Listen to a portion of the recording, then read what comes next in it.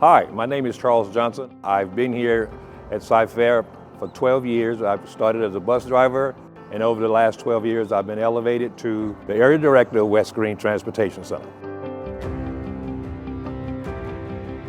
My daughter was a senior at A&M, and she needed additional resources to graduate. Rather than her to get a job and drop out of college, I said, well, I'm retired, I'll go find another job. So I spent 40 years in corporate America as an executive. Then I started driving a bus. I served in Vietnam. I take my life experiences in Vietnam and corporate America and try to help all the students I can help. Fell in love with the people, the district, and here I am 12 years later.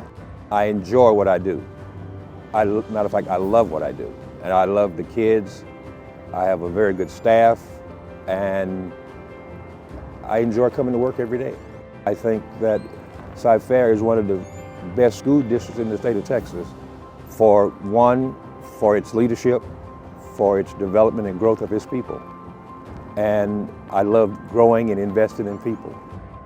For more information on how you can drive CFISD, visit www.cfisd.net.